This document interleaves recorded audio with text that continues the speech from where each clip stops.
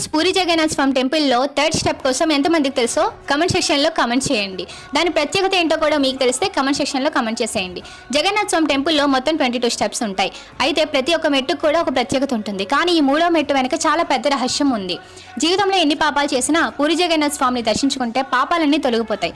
అయితే ప్రజలందరూ పాపాలు చేసి పూరి జగన్నాథ్ స్వామిని దర్శించుకొని పాప విముక్తులు అయ్యేవారు. ఇది చూసిన యమధర్మరాజు కోపం వచ్చి జగన్నాథ్ స్వామితో ఇలా అంటాడు: ప్రజలందరూ పాపాలు చేసి నీ దర్శనం చేసుకుని పాప విముక్తులు అవుతున్నారు. దీనివల్ల నరకానికి రావాల్సిన వాళ్ళు అందరూ స్వర్గానికి వెళ్తున్నారు. దీనివల్ల నరకానికి ఒక్కరు కూడా రావడం లేదు. దీనికి మీరే ఒక సమాధానం చెప్పాలి మహాప్రభు అని చెప్పేసి జగన్నాథ్ స్వామిని అడుగుతారు. జగన్నాథ్ స్వామి ఆలోచించి యమధర్మరాజుకి ఒకటి చెప్తాడు: మీరు మందిరం బయట ఉన్న ముఖద్వారం దగ్గర మూడో మెట్టులో ఉండండి. ఆ మూడో మెట్టును యమాశలుగా పిలువబడుతుంది. ఎవరైతే నా దర్శనం చేసుకుని పాప విముక్తులు అయ్యి వెనక్కి తిరిగి వెళ్తుండగా ఈ మూడో మెట్టు మీద ఎవరైతే కాలు పెడతారో మళ్ళీ వాళ్ళు చేసిన పాపాలు అన్ని వెనక్కి వస్తాయి అని జగన్నాథ్ స్వామి